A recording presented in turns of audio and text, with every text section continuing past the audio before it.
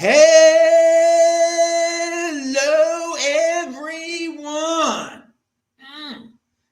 This is Adam Meister, the BitcoinMeister, the Disrupt Meister. Welcome to the a very special Bitcoin show. Today is December the 22nd, 2023. You all know what holiday it is. Yes, it is the 10th of Tevet. We're all fasting, baby. This is what people have been looking forward to for months and months. The 10th of Tevet is here. Oh, wow. You know I love this season of the 10th of Tevet. Strong hand, long-term thinking. Bitcoin is the next Bitcoin. And yeah, I of course, I'm fasting on the 10th of Tevet. Who wouldn't be fasting on the 10th of Tevet? I couldn't go to synagogue this morning, but whatever. Hello, my elite friends. We have a very special guest for this holiday season, because you know it is the holiday season, 10th of Tevet, the only holiday I talk about after Hanukkah's over. It's time to talk about the 10th of Tevet, baby. Anyway, we got BJ Dichter here. Oh, Benjamin Dichter. Who is that dude? Well, how do I know that name? You're thinking you saw him on Trigonometry, a great podcast. You obviously watch Trigonometry all the time, a real awesome show. I'm sure all of you are geniuses out there and watch it all the darn time like I do. But he was on there talking about the trucker protest. I think back in September he was talking about. This is one of the guys, main dudes behind the Canadian trucker protests. So when everybody says, use Give, Send, Go, use this third-party one, it's better than this third-party fundraising thing. He knows what it's like. He knows what it's like, that you only need Bitcoin to fund your thing, your protest movement, because your first world Canadian government, they're going to shut down all your other accounts, all the companies out there that are fundraising platforms. They will all give in to all the companies. And I really love this dude, BJ Benjamin Dichter, baby. I loved him when he appeared on the show. I tried to contact him immediately because but it was a little difficult through some technical issues with Twitter and all that stuff but we were on the same Twitter Spaces soon after, and we hit it off greatly. We hung out in Las Vegas just now at Tone Vase's event. Oh my God, a great event, unconfiscatable. All the Salt Lake City heads showed up. By the way, this is an awesome Salt Lake City Bitcoin hat. Contact Cody about this. And everybody in Salt Lake City, come to the meetups that we have every month here. This is just the coolest hat, and I really actually need this hat. So, Benjamin, welcome to the show. You're going to give us the inside information on what really happened with the trucker protest, how it was really intertwined with Bitcoin. But guys, you short-term attention span people out there, all right? I'm going to tell you what else we're going to talk about. We're going to talk about El Salvador and Bitcoin and pedestaling people in the Bitcoin community like they're freaking gods. Hashem forbid that we put anybody on such a pedestal to make them seem out to be a god. But in this secular world that we live in today, there's a lot of Bitcoiners that like authoritarianism, like to worship these people, and then they get disappointed, whether it be Bukake down in El Salvador, or it be Max Kaiser out in Iran. All these people are just loved beyond belief, like they are the kings of Bitcoin. They should believe everything they say is right. It's a little disturbing. So, but there is some really strange news out of El Salvador that's been covered by Spanish-speaking media that Benjamin knows about, and I actually tweeted it, and I copied the main media players in the Bitcoin world about this story in El Salvador, and they didn't cover it. But we're going to talk about it. There's some really weird stuff down there. But before Benjamin says any words, I'm going to read you a headline here that's going to just start this show off the right way. It is from The Guardian. Yeah, The Guardian's British mainstream. We got to believe what mainstream media. They're always right? 8 of 2023's most spectacular downfalls. And it includes Marvel, crypto, Tucker Carlson. What else does it? Some other thing, Twitter. and things that you're like, wait a second, crypto downfall? They mean Bitcoin, okay? And so they say 8 of 2023 is, okay, we said that. This year has been crushing for crypto. It may never recover from the dramatic denouncement of its poster boy SBF. Oh my God. So, and also the metaverse is never going to recover. Let me tell you something. This mainstream media nonsense, it is going to age horribly.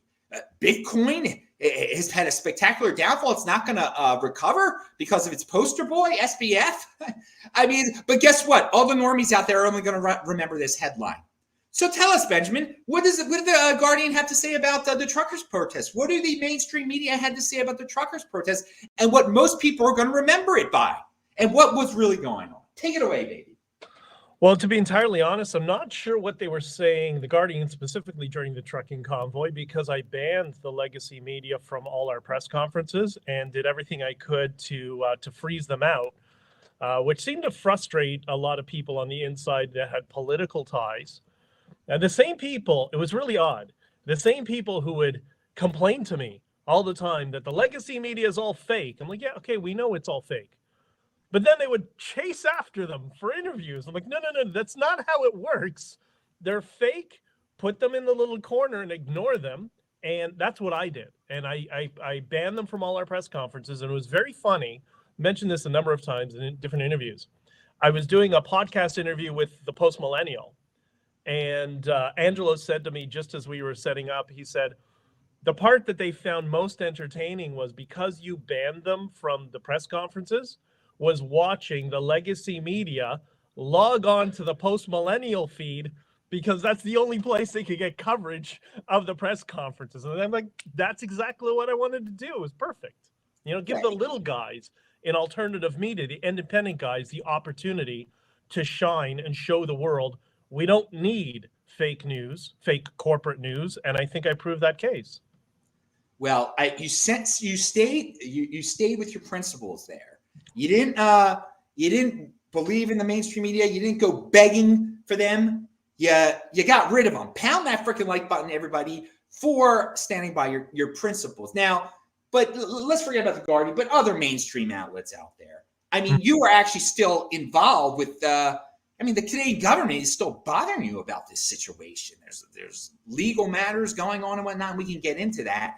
But they tried to paint it out as a far rightist movement, as a neo-Nazi movement almost. They showed a Nazi flag that one freakazoid had out there.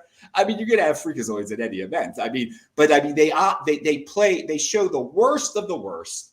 They don't talk about your background. Obviously, your background does not mesh very well with the neo-Nazi right or left or whatever it's become over there. So tell us a little bit about your background, but really what many people ended up taking away from the conference when they really should have been taking away, like, the government is overreaching and they can close down my bank accounts and I need to get on Bitcoin.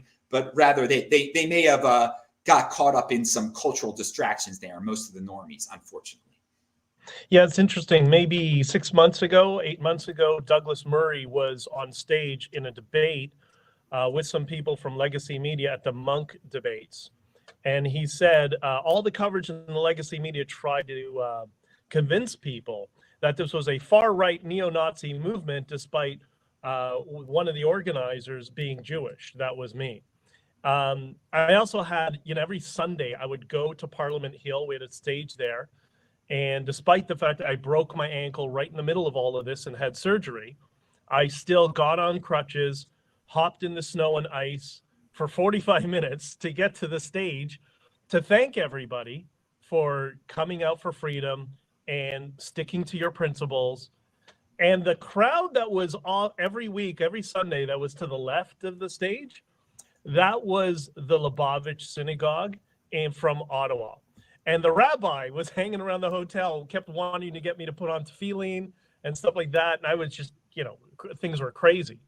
But that was the take from the legacy media, the people who are obsessed with identitarianism and race and religion. And honestly, I don't like to talk about it.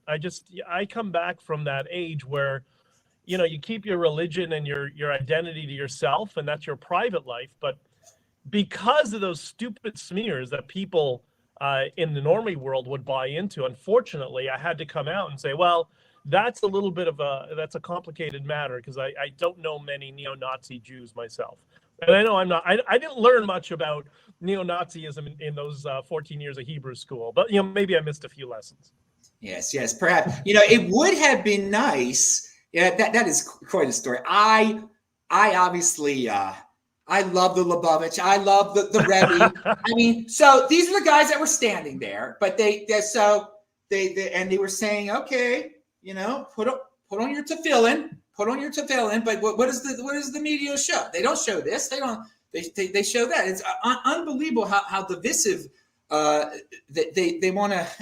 They can make things. That is kind of cool. The Lubavitch were right there. That's unbelievable. And to add to that, you know, they engage in this narrative poisoning. They're just going to create a narrative and try to brainwash people to accept the first thing they hear, right? That's their strategy.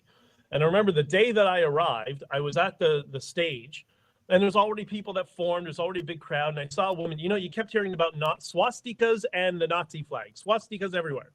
I saw a woman with a yellow sign that had a swastika on it. So I went up to her and I said, hey, you know, knowing that messaging will be mischaracterized, I'm like, tell me about your sign. And she says, oh, this is because she looks, it wasn't a really well-made sign, but she says, it's the swastika equals the yellow star, because Justin Trudeau is treating us exactly how they treated my people in Germany in the 1930s. She says, because I'm a religious Jew and I see where this is going. We've seen this before.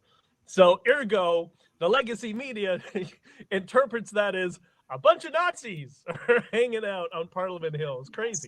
It's tyranny. And it seems like the mainstream media likes to go the direction of tyranny. But guess what? There's some people in the alt media also that, as I was saying at the beginning, that seem to want tyrannical leaders. We will talk about that later. You mentioned the monk debates. I actually recommend everybody watch the monk debate that had Matt Taibbi in it. Yeah. And I forgot he was the guy he was debating. It was embarrassing. He destroyed him. Yeah, look up Matt Taibbi monk debate. You'll see what I'm talking about. I can't remember all the names now, so it's a little abstract to everyone out there. But those they can be pretty good, because I know all these people love debates. I'm not the biggest fan of debates in the world. I mean, they get played out after a while, obviously. So when did the Canadian government start shutting down your bank accounts and everything like that? When did that? Oh, well, and this is where everybody gets upset with me, because I stick to my principles. And I made the mistake of getting into politics many years ago. I thought I could make a difference, so I ended up running for the Conservatives. And a mistake I will never be able to undo, but whatever, because I learned how corrupt it is, right? And it was interesting that you see here in the legacy media has one interpretation, but then there's the alternative media that, oh, Trudeau froze all our bank accounts. Yeah, that's half the story. Before the EMA, which is what Canada's equivalent of martial law, that's when they started freezing our personal bank accounts. The provincial Conservatives invoked the EMA 2 days before, and they're the ones that sought the injunction against Give, Send, Go to ensure none of the donation money came to us. So when you see people who are attacking me online, it's because they're engaged in political team play. I don't do that. They're both corrupt. They both work together. In evidence in the commission from after the convoy that investigated it, we have direct email evidence from the leader of the Conservatives and Justin Trudeau saying, I agree, we need to put an end to the protest. Yet they come out, no, we were supportive of the truckers. Rebel News comes out, look, they supported the truckers. No, they all screwed us.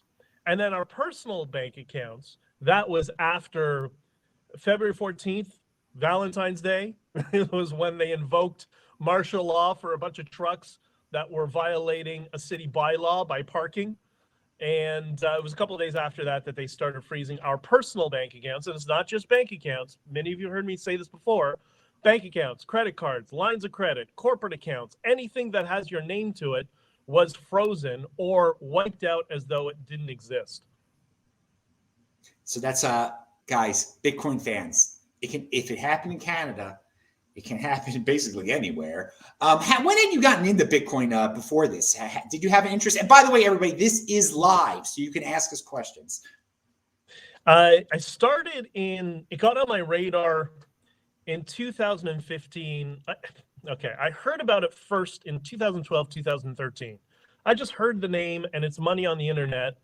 And I wish I would have listened to the person who told me about it. I'm like, oh, okay, whatever. But I was busy. I had a business I was running, and I didn't have the time to it.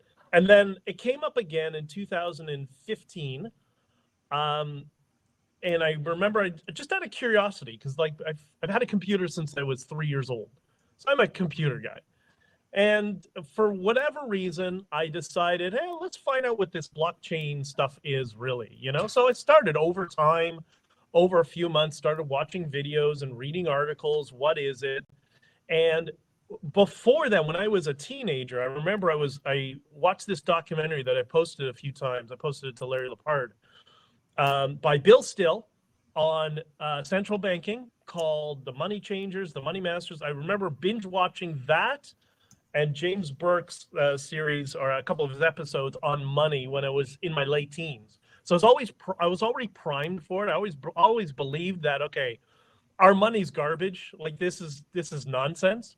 So around that time, when I started in 2015, when I started watching these videos about blockchain, I'm like, oh, wait, this might actually solve the problem of central banking. But you're not sophisticated. You take time, other things in life. So it took me about a year and a half till I learned enough that I could, okay, maybe I should buy a little bit. I'll get $50 here. I'll try whatever.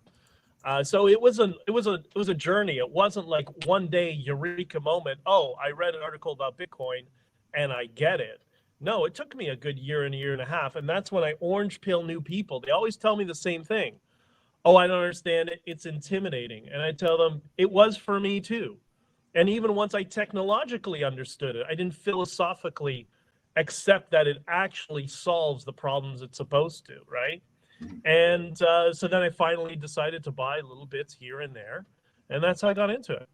And when you started, the bank accounts and everything started to be closed down, did you jump onto Bitcoin right away? Did you say, okay, now we need Bitcoin now? Or did someone whisper in your ear? What exactly happened? And on the ground when this tragedy of your bank accounts started?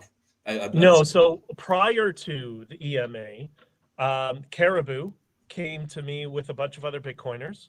He actually reached out to me on Twitter, sent me a message and said, I guess they saw me on an interview somewhere. They found me on Twitter and they saw #Bitcoin. I'm like, wait, the guy's a Bitcoiner? So he started sending me messages online, DMs, and I guess he was testing me. So I explained, I use this wallet. I don't have a node. I don't have a miner, but I understand at that time I didn't have a node and stuff like that. And I guess he realized that, oh, he actually is a Bitcoiner, because I told him different, how I got into it in more detail. He showed up the next day with, 12 of them, 15 of them, something like that, saying, yeah, we're raising money for you guys in Bitcoin just in case something happens, because we saw what was going on with the GoFundMe. And I said, okay, well, I'll take care of the boomers on the board. Go ahead. And I got your back. You got my back. We know what Bitcoin is. These people don't understand. I'll try to orange pill them best I can. And that's how we got it. But I found out after the fact, about a year after that, there was a Bitcoiner that was in a Twitter space. I think he uses the handle Moses, if I'm not mistaken. And I didn't know this. He gets on stage and he says, I'm really frustrated with the Freedom Convoy people. I'm like, well, me too, but maybe for different reasons. Why? He said, because I spoke to somebody named Tamara and some guy in a Chris or something, and I told them about Bitcoin. And I'm like, when? He said, when they were going to Ottawa, before they got there. I'm like, oh, okay. And what happened? He said, I told them, this is your accounts will be frozen. This is what Bitcoin is. We're going to raise Bitcoin for you. And apparently Tamara's response was, I don't need video game money. I need real money. And I'm like, oh. And then when we arrived in Ottawa, and I met Caribou, and I told them, yeah, there's Bitcoiners raising money for us. Do you think anybody said that? Oh, we had a phone call with them already? No, nobody said that. Their response was, oh, it's for criminal activity. It's like dealing with geriatrics at Baycrest. Trying to, no, I tried my best to explain to them what it is. Some of them were confused. The others weren't listening. And I told the Bitcoiners, I'm like, guys, we just got to stick together and just give them time. I'll keep trying to work on over time. And that was it. Now, the use case that you showed, I mean, this was the ultimate example to this point in history of a use case for Bitcoin in terms of censoring financial transactions. The Canadian government tried to censor financial transactions. You guys found a way around it. Since this has happened, and again, I really commend you on the trigonometry appearance. It should have convinced those guys to become Bitcoin fans. You've been on non-Bitcoin shows. Have you been on a lot of Bitcoin shows? I mean, you should be on every single big Bitcoin show. Peter, the British mask wearer, the vax taker, he should have you on his show. He's a big normie guy, isn't he? You know, he's a pretty man. You should be on his show. I mean, there's all these guys. You should be on all. They should have you. I mean, have you been on some big Bitcoin shows? I mean, I've been on with BTC Sessions. Oh, he's a great man. He was part of the movement. I mean, that was my only connection to. I just wanted to throw that out there. I love him. Love Benjamin. Continue. Yeah, so Ben's great. I've been on Simply Bitcoin a couple of times. See, I've done a bunch of them, but I never was on What Bitcoin Did. But what I'm trying to say is there's some normie ones out there, so the guys who take the vaccine and everything like that, or communist or whatever they might decide. That's wrong to say, not communist, but lean leftward, and there's nothing wrong with leaning leftward, I guess. But there's some big name ones that got hundreds of thousands of guys that just worship them and stuff, and you are very open to being on shows. I mean, you are a very friendly, hospitable dude. And you were the guy behind the ultimate use case so far in Bitcoin. I just can't believe, we live in a very connected world, people. Take advantage of it. Get this dude on your show if you're watching this. Anyone, please. Yeah. Well, just to give you a little kernel, I have spoken to Peter directly a number of times, and we are going to be meeting in January. And I'm not going on a show, but it might be something a little different. So. Okay, well, he's going to take you to Africa to feel bad for all the kids that he wants to give Bitcoin to. That's what he thinks Bitcoin's for. Oh, this is going to save Africa. I got to go to Africa. Yeah, I went to Africa in 2016. I told them all to buy Bitcoin. I mean, it's not like they didn't know. Anyway, all right, so let's go back. But this isn't over yet. This is why you should be on shows. You've got legal issues with the Canadian government. What's going on with that? Well, we have been subjected to a lawfare suit by people who are connected to the Trudeau Liberals. If I remember, 5 small businesses that were closed for 2 years, didn't seem to mind that. They decided to close during the 2 weeks of the Freedom Convoy when the mayor of the city invoked a penalty if any businesses opened.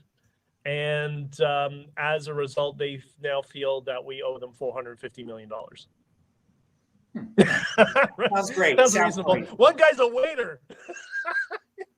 Yeah, so and you're such a calm dude. If I had a $450 million lawsuit hanging over my head, well, I'm not a calm dude, so I don't know it would be bad. It would be, God forbid. I'm going to give you the best life advice I ever had, and this helped me all through the convoy. This is why it didn't bother me, and I was calming people all the time.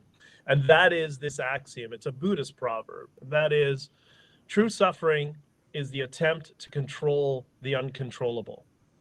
I can't control people doing stupid things. All I can do is try to adapt my life around it.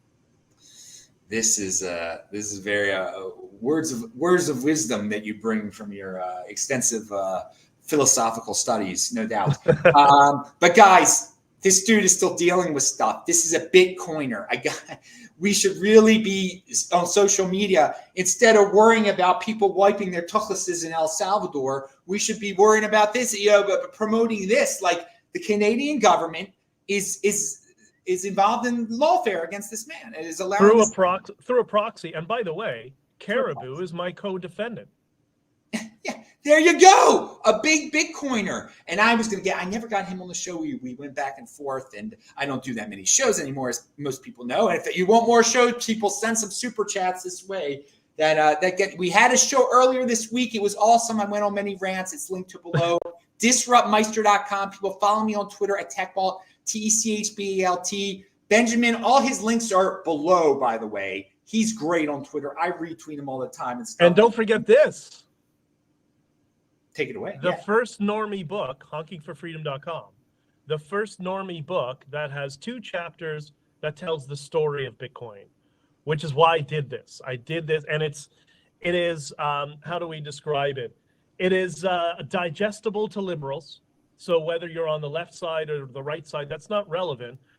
It's all the positive stories. It's all the good things that came from us unifying and coming together and finding each other, which is something I see a lot of in Bitcoin, which is why I want to talk honestly about stuff, because I don't want to see this sort of, political divide we see in all other aspects of the world start to enter into Bitcoin. And I'm starting to see the signs of it right now. And I want to make sure that doesn't happen. Yeah, and that's why I shouldn't call people communists that aren't communists. No, you can't. No. I just want to put that out there. We all get carried away. I get carried away. Sometimes you're describing someone. But they can respond because we're all free speech advocates. Yes. Right? Yeah. And so you've got a very good segue here. We're going to leave the Great White North, and which, by the way, and we'll talk about Milei at the very end in Argentina. Argentina could become better than Canada really fast if he gets away with everything down there, and I hope he does. But let's before we go all the way down south, let's go to Central America, El Salvador. There's a guy named Alejandro that most people haven't heard of. They've heard of Bukake, the president, and they've heard of Max Kaiser, the dictator of Iran and El Salvador, or whatever he is.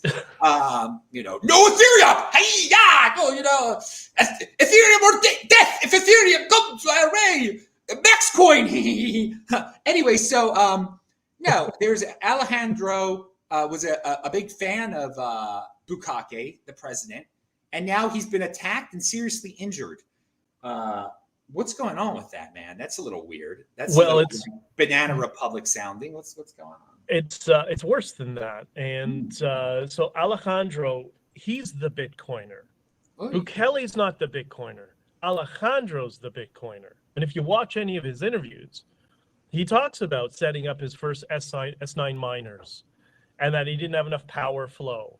And he understands it more technically than I do. Like, I spoke to him a number of times. And the guy really knows his stuff because he's a computer guy to the extreme. I guess he's a programmer to a point. And he's done a lot for that country. He's taken down a couple of previous governments that were very corrupt, was on the run as a result. And then Bukele and him found each other.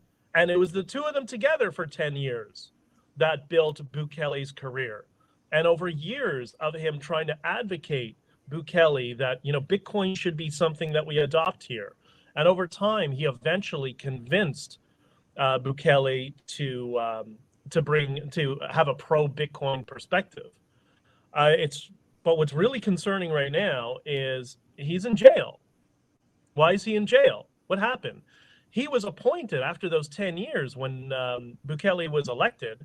He was appointed to the National Security Advisor. It was his right-hand man. Like when Bukele talks about starting his political career, what he forgets to mention, it was like Fred and Barney Rubble.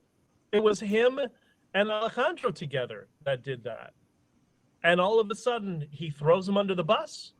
I remember the first claims I heard about it from somebody. They said to me, I remember, I was in politics for several years. I know how political parties work and messaging works and all that sort of stuff in the structure. And I remember somebody saying to me that, oh, yeah, he's been brought up on charges, Alejandro, because he was conspiring with or leaking information to the opposition party. Okay, like happens in every country, in every political party ever. That's why people take time off to go spend time with their family. They get fired if you work with the other political party. You'll get thrown in jail and incarcerated without a bail hearing, without representation. Like, what the hell is going on?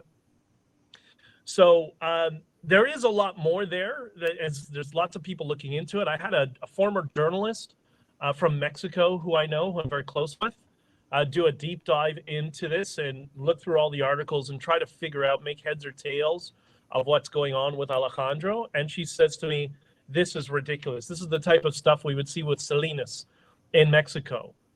So clearly Alejandro stumbled across something that made his former, best friend or close advisor, made him very uncomfortable. And the response was, okay, just trumped up charges and throw him in jail. The fuck is that?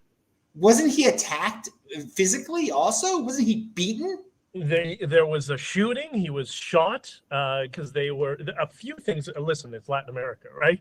But they were ambushed and he was shot. And it gets quite complicated and murky.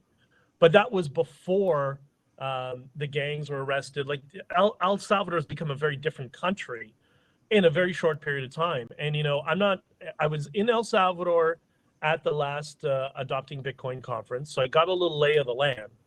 But I lived going back and forth for 20 years to Colombia. And I lived there for a while. Like, I'm not new to Latin American cultures. I've been all over Mexico. I almost married somebody who was Mexican many, many years ago. So I'm not new to the culture and don't understand how it works and the differences between North America and Latin America, and they are stark differences.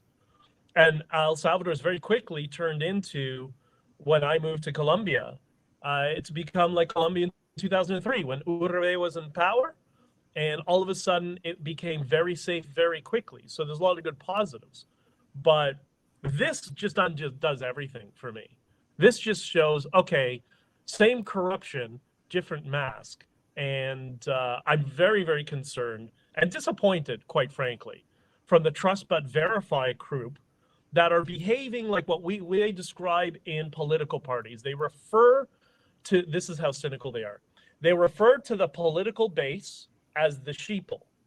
They all do that. That's our base. We can say whatever they want because they're not going to go vote for the other side. So whatever. And when I see the Trust But Verify people behave the same way around this issue, that's why I start to get really concerned. And somebody has to speak out. And you know what? Since you came into that Toxic Happy Hour Twitter space where you met each other, shout out to Pubby and Anders, and you brought this up, I have had so many people message me, privately DM me, OG Bitcoiners, influential Bitcoiners, who all agree and know this is total BS. We can't. Why are people ignoring it? Everybody knows what's going on, but everybody is afraid to speak up. And I can tell you, from 3 weeks, having all my accounts frozen, the government attacking me, whatever, there's nothing you can do, nothing they can do to you if you just stick with the truth. And I wish people would start speaking up and do that. Yeah, and I want to point out, you have extensive experience in Latin America. You can see how these things can turn on a dime.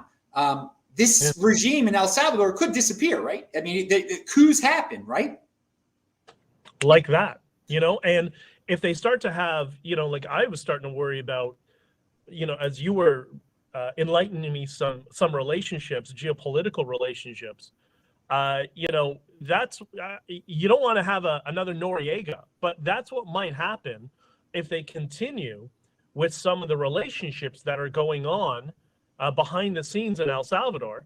And look, we all know the Bitcoin protocol is solid. It's proven its case. It's not going anywhere. That's wonderful until 6 billion people are polluted and brainwashed to treat it as cocaine because it has some irrevocable political, but narrative around it that people just get brainwashed into thinking, oh, that's just bad stuff. That's for terrorism. I mean, that's what Elizabeth Warren is trying to do. And I don't want us to give her the ammo that she needs to be successful. But it seems like that's what's going on. And I wish people would speak up and show that there are Bitcoiners who are opposed to some of this nonsense. Yeah, there's a certain breed of Bitcoiner that hates America so much that if they see some guy standing up to America, he must be great, no matter what his connections are, no matter how he got power, no matter how he maintains power. They're self-hating, mostly self-hating Americans. I mean, I think I don't like to build anything around hatred and destroy. They want to see the dollar system destroyed. And they think this little small country is going to be spearheading it. And then they see the Emir of Qatar land there. And they think that's awesome. Maybe he's funding it. Maybe that's all. Guys, be careful where this narrative is going. If the Emir of Qatar is really involved with this at all, where is it going to all end up?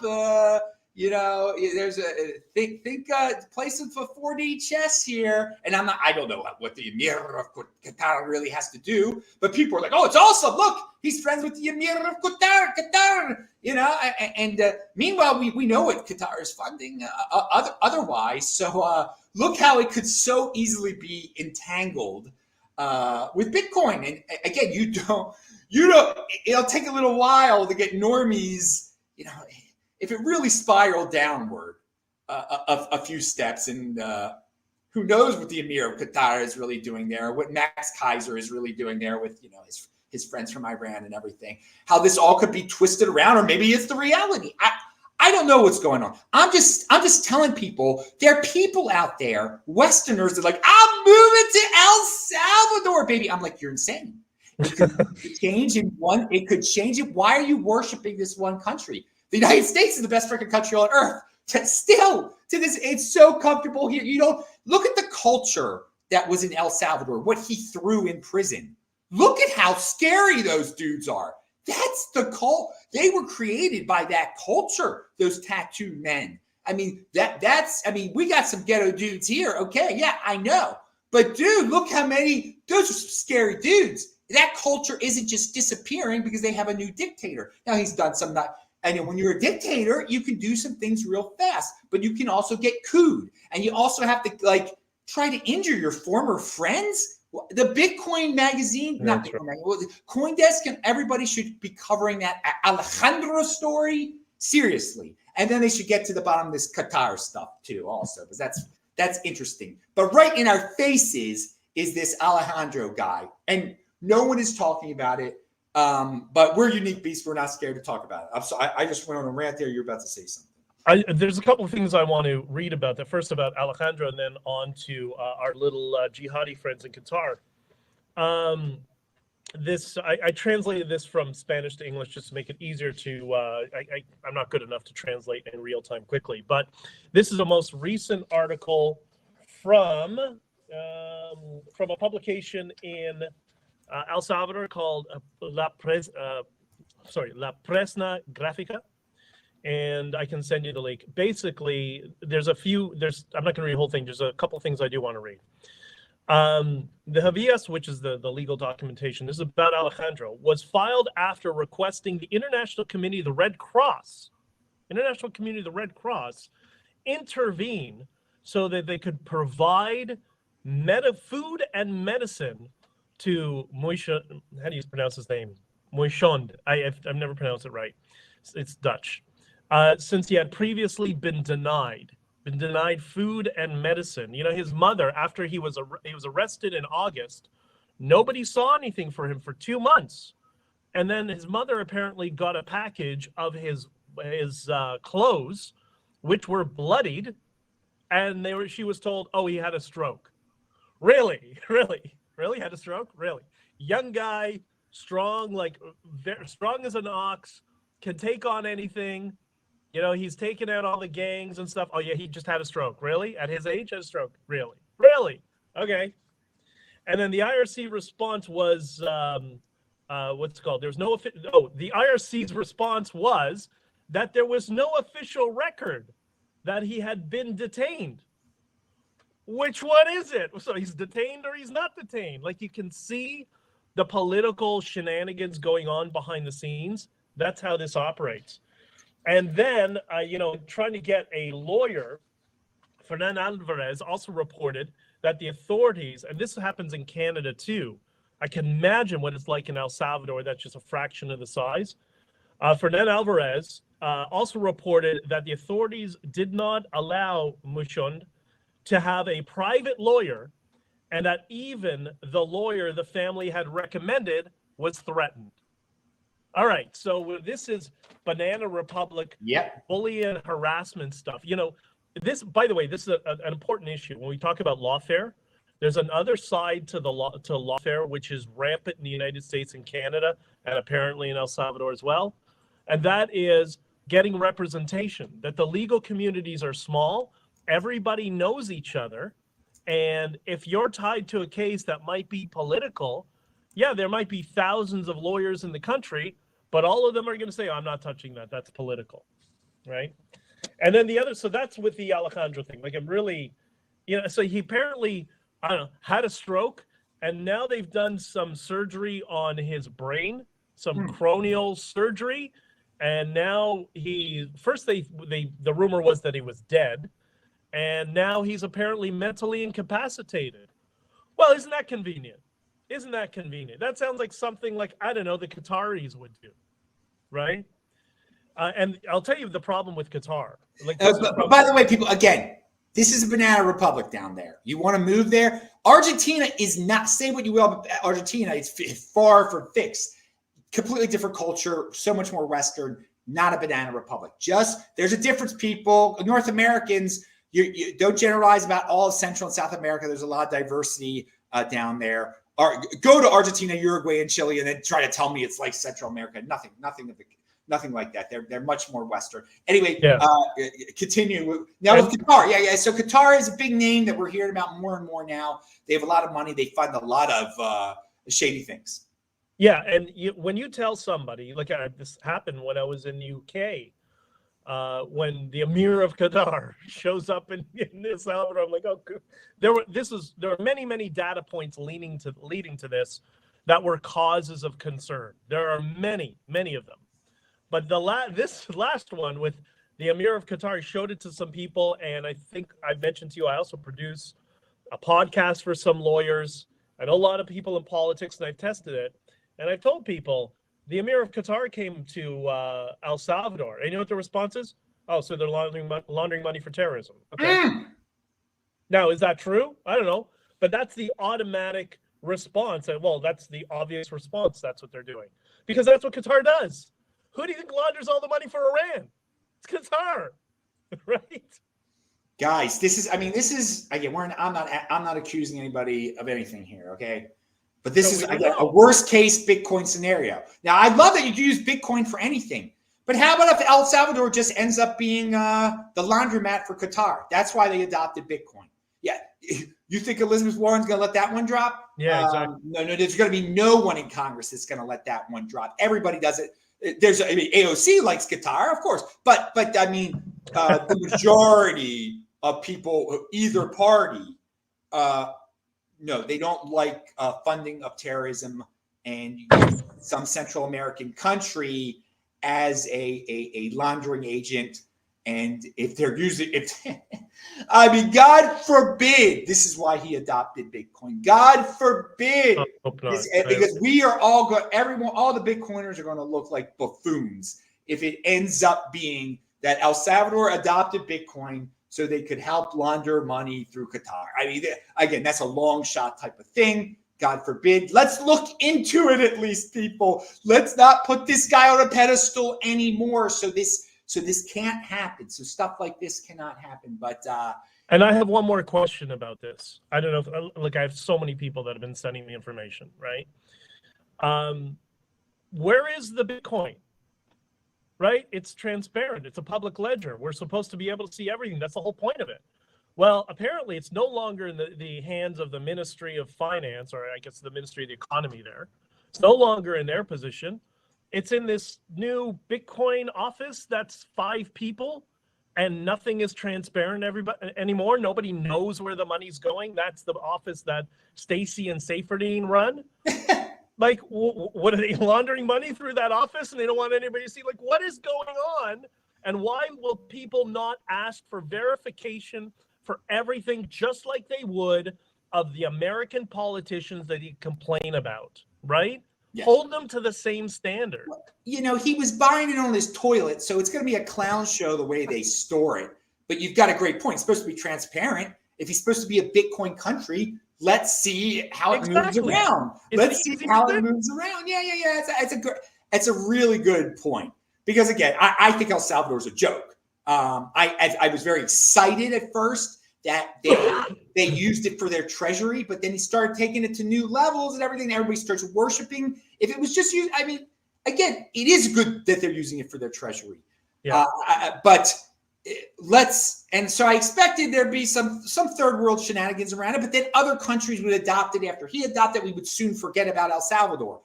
There was Central African Republic that adopted it, but they were really corrupted also. So the focus is still on El Salvador. That's why I'm happy with this Argentina thing, that maybe this will be the thing that, okay, we're going to stop focusing on this El Salvador. And also, hold on. And one thing that's very important to understand how politicians operate, and that is on political capital.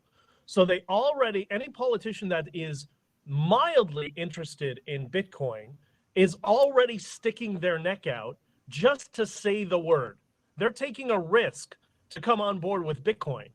What happens if you have the Qatar bullshit going on in El Salvador? Like, none of them are going to take the risk. They're going to go in the opposite direction because they're also risk averse and they'll have no political capital to get on board with Bitcoin. And I understand the protocol's not going anywhere. Bitcoin will survive, but you know what you do need? You need people to use it.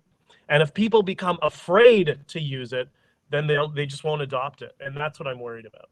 Yeah, I mean, George Bush sent an operation. The first George Bush sent an operation into Panama, which was a regime change operation.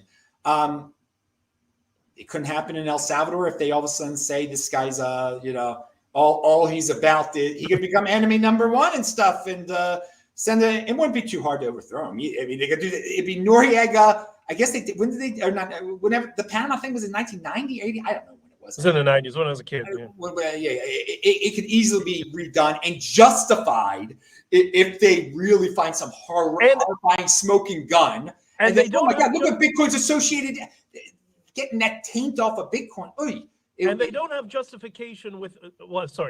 They have limited justification as it is. But why would anyone want to hand them this gift that they need to justify it, right? Like, we need to start talking about this. Yeah, let's get it all out there and open. That's the awesome thing. So none of this stuff can happen. So there could be no regime. If they're involved with Qatar now and we start talking about it, we'll be like, okay, this is bad. This country's using it for bad stuff. They proved they could do it, but it's bad. And so all you senators and stuff in America, you should still be fans of Bitcoin. Sorry. Exactly. This country, we don't like this country. We're going to stop pedestaling this guy. And hopefully his regime will be, the people will be against him, and Qatar will stop funding him or whatever. And I do want to, again, reach out. We've got some sketchy dudes down there. Max Kaiser's a sketchy dude, guys. He did work for Iran State TV. Everyone's like, he worked for Russia Today. That's much better. No. He did work for Russia Today, but he worked for Press TV also, which is Iran-funded TV. He has taken money from Iran, period, end of show. So if he's willing to do that, he's got connections in Iran. He's very close with the president of El Salvador. There's no doubt about that. It could go on and on and on and on. Now, again, I'm not connecting Max Kaiser. Max Kaiser's tweeted he's not an enemy of Qatar. He seems to be he likes Qatar. I mean, that's his bit. And you can like Qatar and Iran. I have no problem. I do have a problem with those countries, but I'm not saying throw Max Kaiser in jail, ban Max Kaiser for the United States because he likes Iran. He wants to ban Ethereum from Argentina. And he has nothing to do with Argentina. He's like, look what we've done in El Salvador. We have only Bitcoin. No, he doesn't really talk like that. He's got an American accent like me, but I'm just giving him the dictatorial accent there because Max Kaiser is very totalitarian. I mean, it's pathetic. But yet Bitcoiners worship it. All these Bitcoiners worship it. But I'm just giving you, because so many people are afraid to say anything about Max Kaiser, I'm giving you like the worst case scenarios here, people. Was I'm a unique beast? I don't care. I'm bringing up I brought up the Iran thing many, many times. I'm the only one who brings up Iran thing. Every time I bring it up, people are like, no, he worked for Russia Today. I'm like, no, look it up. Look at he has said some very interesting things about Iran back on Iranian TV. About Israel back in 2012. Lovely stuff you would expect from him now. But worse, obviously. And he was laughing about it with Craig Roberts. What's that guy's name? That anti-Semite Craig, some guy that they used to like to have on all these alternative media shows. Because he worked for Ronald Reagan in like 1982 for 2 seconds. So was it Craig Roberts? Anyway, him and Max Kaiser were having a blast back in 2012, and Max on Press TV, and Max Kaiser actually smartly knows that most people will forget about that. Most people don't know that Max Kaiser was just like most people forget about Max Coin. even though and other coins that Max has promoted over the years. Most people forget about that stuff, and they get very their memories don't go back very far. But it's fine. I don't want to ban that. I want to talk openly about Max Kaiser. I want to talk openly about Qatar and Bukake. And where is Alejandro? Ask Max Kaiser that on Twitter. Don't ask him about Qatar. Ask him about what did Alejandro do? Is he a traitor to the regime? So he should get his brains busted in? Is that a way a Bitcoin government works? You bust in the brains of your opposition, or do we let other opinions come into play? But this is also the problem of, and I'm concerned to see this in Bitcoin. The susceptibility to narrative poisoning and collectivism. I had people reach out to me saying, Alejandro was arrested, but it's credible. How do you know? How do you know it's credible? I had a journalist who was a journalist for many years in Latin America do a deep dive into it, and she can't figure out if there's any legitimacy to this. But because you're a gringo and you moved there and you like it, you like the beach, all of a sudden, I want to pretend it's not happening and sweep it under the rug. Oh, that's the opposite of trust but verify. And listen, all governments, I like this framing. This is how I look at it. I believe in the presumption of innocence for the individual at all costs, all the time. Maybe all the things that we're talking about, these connections, maybe they're not nefarious. That's fine. However, the presumption of innocence is limited to an individual citizen. On the other side of that trade is the government, and they have the presumption of guilt. If a government is not able to give us full transparency on anything right from the very beginning, they're guilty. That applies the same as it does to the Canadian government, as it does to the Salvadorian government. I don't care about the claims. This guy's got the presumption of innocence. You have the presumption of guilt. Now prove it to me. And the fact that they're trying to hide it and brainwash Bitcoiners with narrative poisoning to ignore this important issue is really concerning. And I hope we come beyond that and start to talk about this stuff. Decrypt magazine, CoinDesk, Cointelegraph, cover the Alejandro story. Come on, dudes. Let's get on the ball here. I like that so much for Bitcoin. It's because of him that we have Bitcoin in El Salvador, not because of the politician.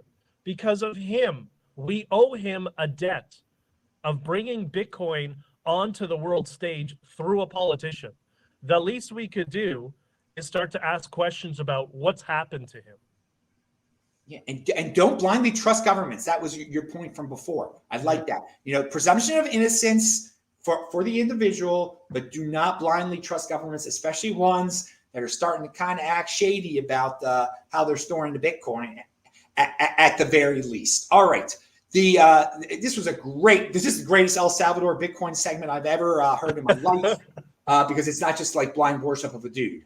And do you have anything else to add before we move on to other topics? We got to cut this part out and not, I mean, keep it in the full show, but have a separate, just like we went on a 20-minute rant there. That was great. That was beautiful. I got to have a separate. Yeah, no, I'm good, man. I'm good. And oh, by the way, just okay, good. one Let's thing. El Salvador is very beautiful. I thought San Salvador is definitely cleaning up. The beaches at El Zonte are very nice. I love Latin America. I really enjoyed it. But people ask me, would you move to El Salvador? No way, not with this going on. I'd rather take my risk with the paramilitaries in Colombia than this. All right. Now, that is another thing. For you guys that have moved down there, that is good for you. And if you're enjoying your life down there, that is good for you. I also have recommended that people do not move down there because it can get cooed in a second. And this Alejandro thing has left a very bad taste in my mouth. And one more thing, remember, it's a violation of the Constitution. Might be bullshit, but it's their Constitution. It's in violation of the Constitution that he's running for re-election. Okay, well, what happens? There's no question he's going to get reelected. We get it. What happens the next time? He's going to go for a third term? And I just want to put this little asterisk on it. I don't understand it. Like from a political framing, how politicians live in a different world. The one thing they all want is to be at the top of their game and to have a term limit. It is the best scenario for a politician because that means you get to step out of the firing squad and you become the kingmaker behind the scenes. You then choose the next person who's going to lead the country and the entire cabinet, and the world is your oyster. Business deals galore. But I don't understand why he's so desperate to run again. Like for political people, doesn't make sense. He's giving up the golden parachute in politics to have all plausible deniability to say, I was at 90%. I'm gonna help the next government rebuild the country, and he would make hundreds of millions of dollars doing that. But he's not doing it. Oh, yeah. He would just say, I love the people so much. Yeah. I'm a young man and I love the people. I must continue to buy Bitcoin on the toilet. And I don't know what he's going to. All right. So again, it would be great if some other countries started to step up and become more Bitcoin oriented. And I see the potential in Argentina. So and Argentina is a much wealthier country and much larger potential. Again, I'm not joking when I say Argentina could become a more powerful country than Russia or Canada, okay, in many aspects, all right? Mm-hmm. Especially if Russia just all of a sudden we find out their nukes don't work anymore. They're gone in 2 seconds. Hopefully, God willing, their nukes don't work anymore. But you do need to maintain your nukes to make them work. And it's not like they maintain anything in Russia. Right. As for Canada, it's a very, very wealthy country. It's cold, though. And probably Argentina has some equal natural resources, and more people would actually move there if it was freer and had the promise of staying freer. There's the potential if Milei does everything that he says he does, that he gets voted out because the people are just so spoiled. They're so used to just doing the wrong thing over and over and over again. But what do you think about Milei in Argentina and how that could end up? It's interesting. When we were in Las Vegas together, the Saturday morning, I had a meeting with one of my podcasters, and that is Stephen Hicks. If those who don't know the name, Stephen Hicks wrote the book Explaining Postmodernism. So when Jordan Peterson or Gad Saad reference postmodernism, it's usually Stephen's work that they're citing. He has been going to Argentina since 2010. And so we're doing a follow-up because we're trying to figure out the next release, next season of his podcast, when to release it. And I asked him, I said, by the way, what do you think about Milei? Knowing his wife is very much involved in Ayn Rand for Latin America and stuff like that. And he said, well, I've actually met him a number of times. I know him. I'm like, oh, how? He said, well, we've shared a stage together on 3 separate events, and I've spoken to him privately many times and stuff like that. His take, and Stephen is very libertarian, is, and this is accurate, he got 15% of their lower house. So it's not a dictatorship. Not Bitcoiners, a couple of Bitcoiners I'm thinking of that I've been speaking to don't seem to understand it's not a dictatorship, and he unfortunately needs to find support in the House to get his stuff done. However, he's got really serious people behind him. So they make it, he's he's the pitch man. He's the fun guy. He's the guy with the chainsaw. But he's got some really serious Austrians behind him, very credible people. And what's amazing, in the 2 weeks that he's been in office, he's shrunken the government bureaucracies by 50%. And I don't know if this claim is true, but I read somewhere that he has he's removed now 380,000 pieces of legislation from their books now. That is 2 weeks, and it's now legal to exchange any currency, U.S. dollars, anywhere in the world, which was illegal. Sorry, anywhere in Argentina, which was illegal for some time. People don't understand. I saw this when I got involved. I got to know a lot of MPs and MPPs that they all would tell me. Many of them try to do good, actually, but it's the apparatus around them that often makes it impossible. And that's why change in government is like doing a U-turn in a battleship. It's slow, it's laborious, it's committees, it's fake committees, real ones, lobbying back and forth. But he has come in with the chainsaw in 2 weeks and done more changes to that country than it's experienced in the past 30 years. It's absolutely amazing. So I'm hopeful, and if he's successful, that will be a message and a warning to the rest of the political class that use the same strategic management firms around the world, that the world has changed, and this Austrian free market stuff, there's something to it. And again, people, this goes way beyond Bitcoin. It's a part of his plan. He's not using it as a gimmick, as some may be. He has also privatized or started the process of privatizing so many publicly owned companies that are just ridiculously run. It's horrible. Yeah, in some of these other countries, we're talking about volcano bonds. This is all public company type of stuff, and he's not some whimsical guy. This is a thinker. This is a guy with a philosophy behind him, and it is not a dictatorship. They don't have dictatorships in Argentina after what they went through in the 70s and the 80s. Mm. It is there's a lower house and all that and everything. So you got to get things passed. There's going to probably have to be some type of compromises.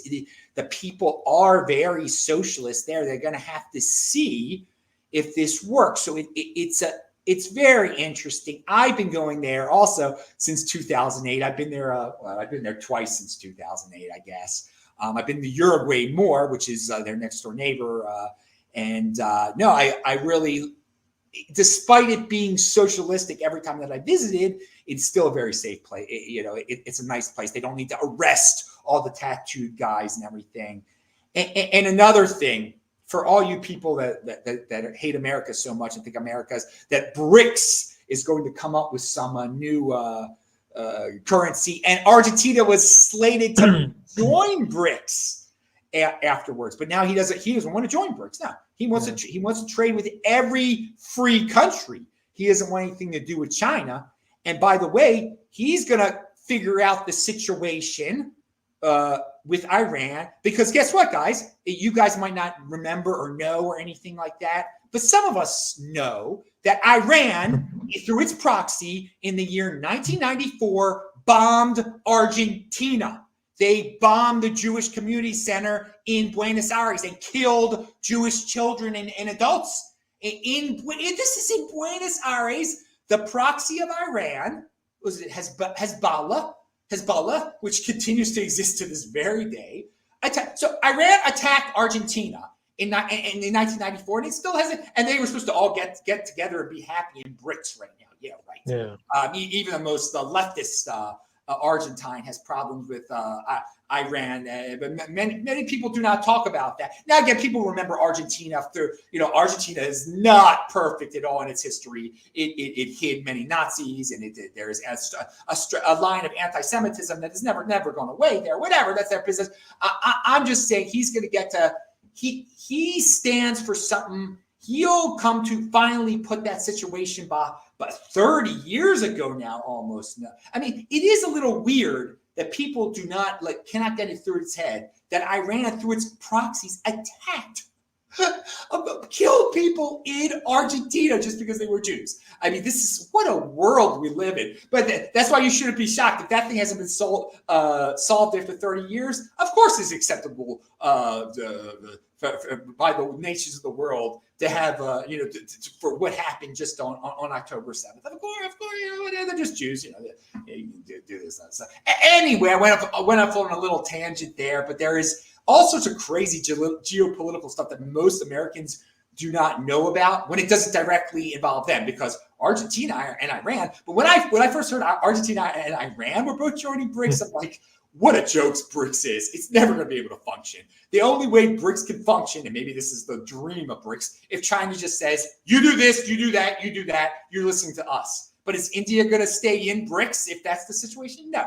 The other ones probably will, though. Anyway, anything more to say about Argentina or anything that I just ranted on there? I went on a little bit of Yeah, a couple of things. So firstly, the American or Western view, it's difficult unless you spend enough time living there and integrate, understanding how much negative sentiment there is towards China in Latin America. I'm sure you saw it when you were there. They attribute the collapse of manufacturing all over Latin America to China. And there is truth to it, I spent a lot of time in Guadalajara, which was a manufacturing center, and they hate China, and that is universal across Latin America. So that's why that policy was so popular, because they're not thinking about iPhones and MacBooks. They're thinking about I have a tannery, and I make cowboy boots, then I cannot compete with Chinese plastic crap that's coming in at 1/10 the price, sort of thing. The other thing is, with the bombing of the synagogue in Argentina, I know we understand this, but I think we need to communicate this more. People often hear us say, "Oh, Jews were attacked and whatever." Yes, because they were Jewish, but they were Argentinian, is what they were. They were Argentinian citizens, and it's very easy for the extremists to try to sow identity politics and use it against you, to get you to buy into they're Jews and it's a Jewish synagogue. No, they're citizens of the Western world. We all share the same values. Those of us who grew up in America, there's a lot of Judeo-Christian values that we share. Some of the values that we have about forgiveness, I'm not very good with that, but forgiveness comes that's a Christian value. That's not a Judeo value, right? Yeah, it's Christian. So we're all citizens of the West, and the reason we're so concerned about this is because they buy into the smoke and mirrors of, that's just one subsection, one subculture that keeps to itself. No, not really. We're citizens like everybody else, and we all have the same framing. If you let them get away with it by targeting one group because of identity politics from the Middle East, guess who's next? And we're seeing it already. That's all the white people are racist, all that sort of crap. They're already starting the second phase because you ignored when it was happening to this small subsection. Yeah, and the one last thing, this is important because I see a lot of this, and even see this in Bitcoin a little bit. For a few years, I produced a podcast for the real life Jack Ryan. He was a Sea King operator who the military sent him back to school to become an intelligence analyst. Fascinating what I learned from him. He's retired, but I learned from him and his collator for 3.5 years. And one of the things I learned, and I saw this in the political side as well, is they use anti-Semitism. That's why you hear it all the time. It annoys me sometimes when I hear it all the time, especially when people see anti-Semitism around every corner when it's not actually there. But when it is actually there, the reason is governments look at it as an indicator and warning that the society is not healthy, not because the Jews are special. It's because the Jews are a small group who are known for just doing business and commerce, keeping to themselves. They don't proselytize. They just raise regular families like anybody else. They're no different. And when they see a society starts to turn against a segment of that population, they see that as an indicator and warning that further extremism is down the pipeline. Not because we're special, it's just because they want to keep some sort of level of stability in the society. It's a sign of that extreme scapegoating is becoming the norm. And that's where I don't like people saying the 1%er, the bankers, they're all it's the cause of all our troubles, the 1%er and the bankers, the 1%. Then it can so easily switch on a dime. That's communism.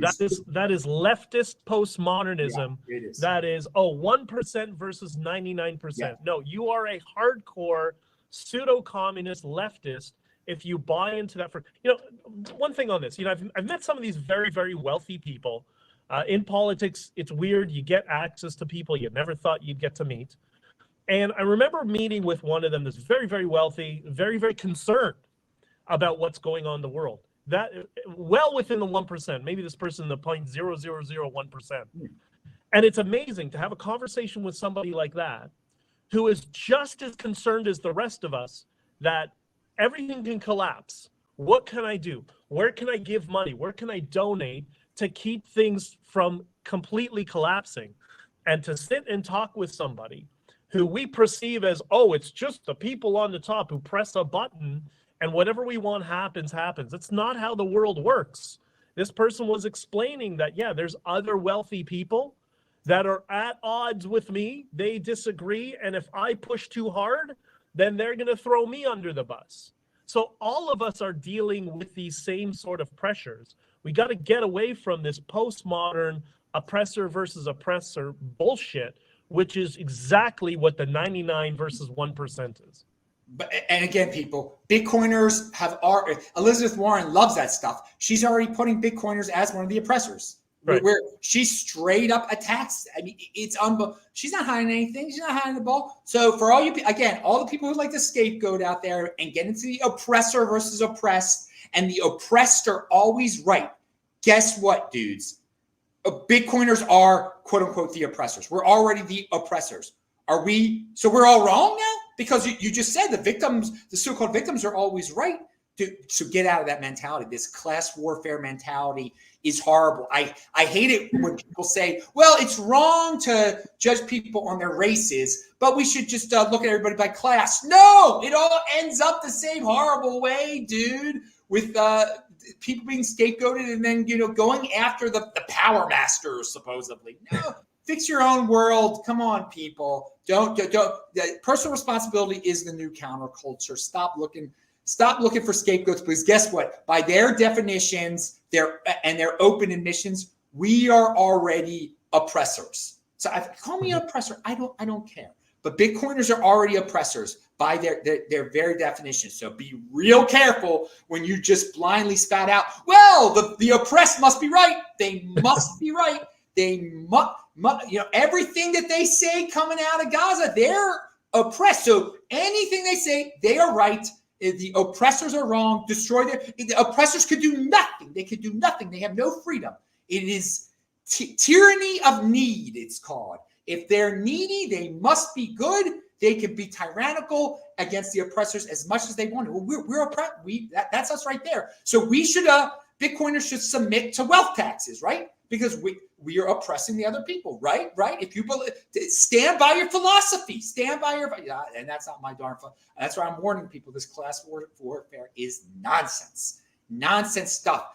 Anyone can jump from one supposed class to the other. Anyone can become a Bitcoiner and become a 1%er or whatever, dude. So yeah. All right. I think we've covered everything. God, we've covered so much. This is everything that I wanted it to be. Definitely. You see, we could talk for hours. We were talking. Yeah, totally.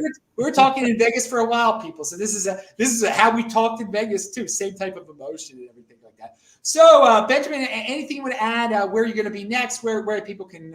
Again, it's all linked below. Any final thoughts to any topics we didn't cover you wanted to talk about? Yeah. Okay. So a couple of things. I'll be at the Canadian Bitcoin conference. I have a bunch of things on my plate. I've been asked to speak a bunch of places. I'm just trying to figure out that schedule for 2024. So I will be around. I'll be in Florida. I'll be in the UK. When And is the whatever. Canadian Bitcoin conference and where is it? It's going to be in Montreal, and it's in May. So you should come. Okay. Okay. So first thing, honkingforfreedom.com. Check it out. I promise it doesn't matter if your friends are on the left or the right. They'll get something out of it. And I know there's two places that makes everybody cry. And it's all positive stuff. And that kind of leads me on to my other message. And from, a couple of Jews here in this stream, I want to wish all of you lots of love and a safe and happy and healthy Merry Christmas and a Happy New Year. And be with your family, and all of the stuff we talked about, all this political stuff. It's important, but at the same time, it's kind of the noise of life. And sometimes there are times of year to turn it off and focus on the things that are really important this time of year, which are the people that you love and Bitcoin as well, right? That's why we try to tell people about Bitcoin, is because we love them and we want the best for them. So I wish all of you the best this Christmas and New Year's. Now, again, he's wishing that, I just want to clear up one thing. He's wishing that happy holiday to the people who celebrate that holiday. He wasn't saying, right. oh, the Jewish people that. He wouldn't say well, obviously, come on. I don't think he was. I'm just saying you wouldn't say that to the Jewish people because they shouldn't really care about that. No, but we're celebrating New Year's as well. Yeah, yes, yeah. It's an interesting. It is a very interesting time of year. Again, it is the fast of the 10th of Tebet.